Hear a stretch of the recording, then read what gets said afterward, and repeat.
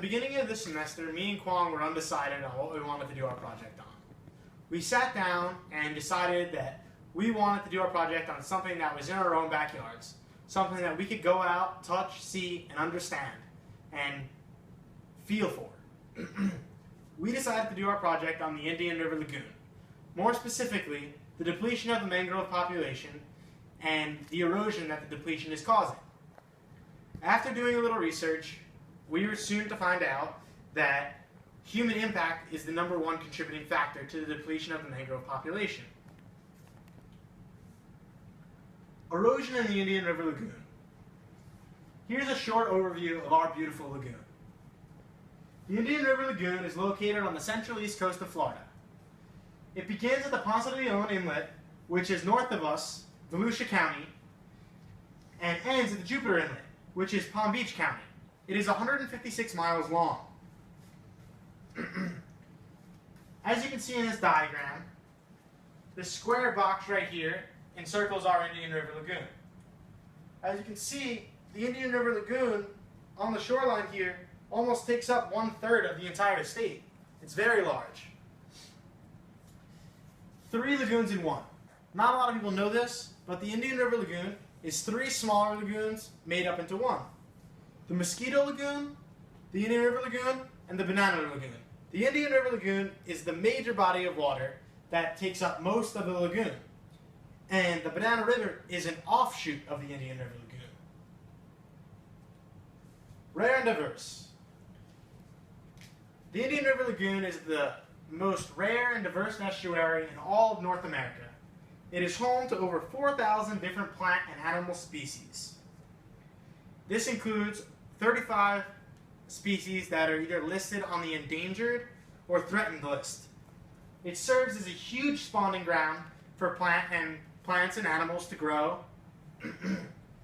Over 1/3 of the manatee population either comes or lives in the Indian River Lagoon throughout their migrational year.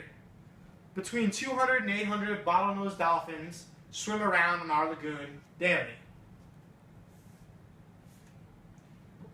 Overdevelopment. Overdevelopment is the most major problem in our lagoon today. It causes destruction of plant and animal habitat, along with the destruction of mangroves, and is the major contribution to erosion. Pollution from construction sites erode, go into the river, decay, and then produce black muck.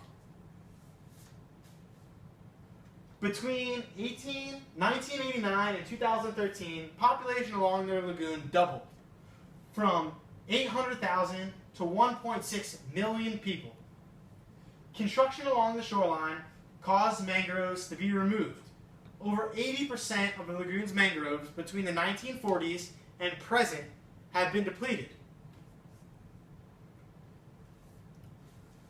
Mangroves are the cornerstone to our estuary. Mangroves protect us from storm surges and damage to our shoreline, thus also reducing the amount of shoreline that is removed in storms and damage to homes and stuff that is actually back in the land. Mangroves also, more importantly, provide food, shelter, and air for animals and us. Here's a diagram of how a wave would hit the shoreline. Below it is how a wave would hit the shoreline with the mangroves. As during a storm or, a tide surge or something like that, when the water would come up higher than normal, you could see a wave would come in here with no mangroves and just flow along and smash against your house, destroy the homes, flood the town. If the mangroves are here, when a wave comes in, when the waves come in, they hit the roots and the plants that are in between, that are at the shoreline, in between the homes. The waves refract through the roots of the mangroves and cause the waves to die down. Here with the mangroves there, the waves rush up on the beach and hit your homes. Here with the mangroves there, it hits the mangroves and all this land is still here, you know what I mean? The land doesn't rush away from it being removed with the washing of the water. Importance of mangroves. Mangroves provide a habitat such as food, shelter, water for many of the important estuary creatures.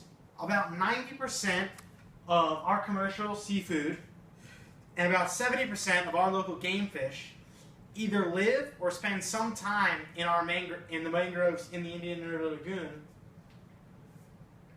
at some time throughout their life.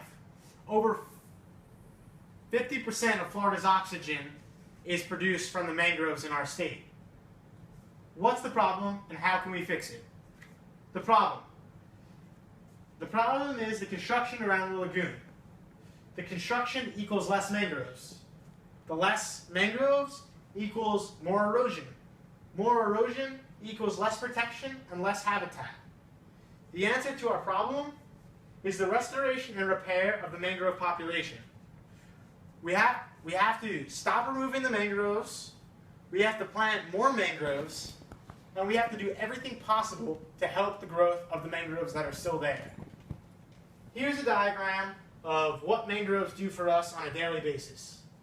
Here at the top, you can see the CO2 and O2. The plants suck in the bad stuff and release the oxygen. Here you can see the home.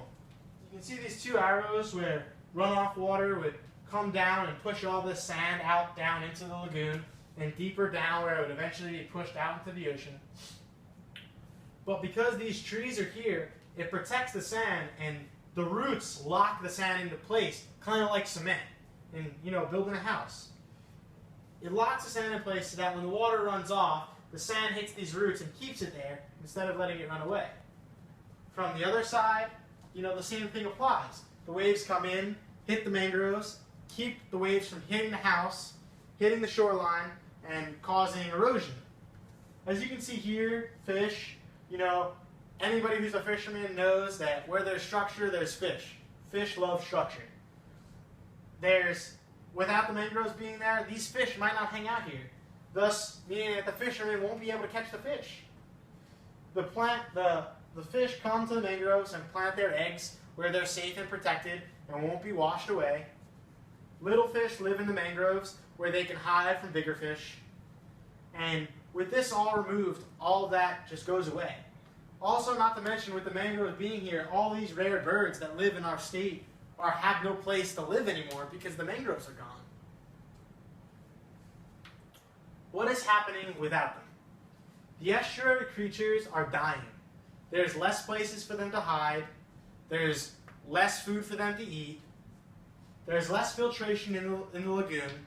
The mangroves also double as a filter. With the roots digging down to the sand as garbage and stuff that we put in the lagoon on the daily, it gets locked in there until it decays. With less mangroves, there's less oxygen. And that's a problem that is not only going to affect our fish, but is going to affect us.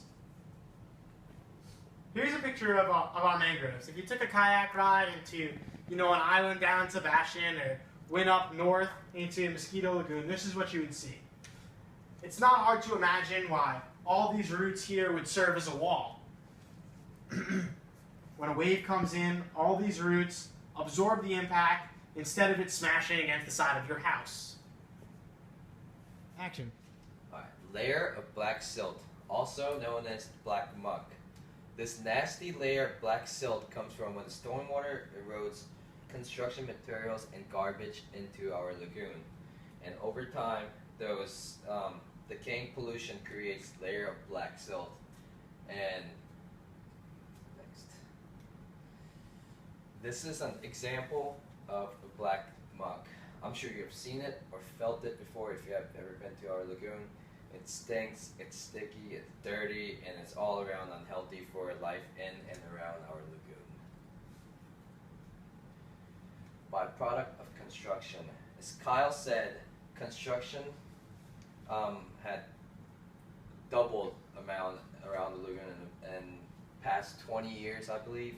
And from having so many poor managed construction sites around our lagoon, there are lots of garbage materials that have flushed down into our river, which is the main cause of the black muck. And also, there are soil from excavation, wood, house waste, grass clipping, which causes the black muck to build up as well. Effects from black muck. The layer of silt is blocking the oxygen that's coming out from the seagrass, causing the seagrasses to die. And the seagrass is most stable food for animal in our lagoon and also creates natural habitat. And what is the problem? The animal life such as manatees are dying and moving away because they don't have enough food supplies in the lagoon, cause of the seagrass depleting, and also causing many fish death due to bacterial decay.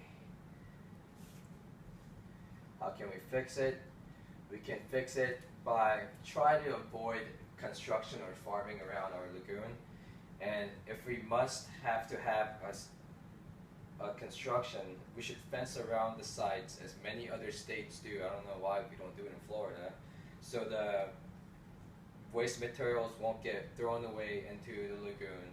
And also block off culverts so that the garbage or other waste materials won't flush down into our lagoon.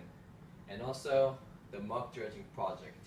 The muck dredging project is Brevard's effort to reverse our negative impact on our lagoon, to clean out all the muck that's built up over so many years. And this is a problem that's built up over time that we won't be able to fix quickly, but we need to educate our locals on what's happening around and in the lagoon to prevent further damage in our beautiful lagoon. Here's a summary. We're very lucky to live around this beautiful lagoon, and it's very important for the life in and outside of a lagoon, and we're killing the lagoon by over-construction and careless management and construction sites, cutting down mangroves and causing black muck to grow, which isn't healthy for our lagoon, and we need to do a better job to save our estuary. Our lagoon is beautiful, and let's help to protect it, guys.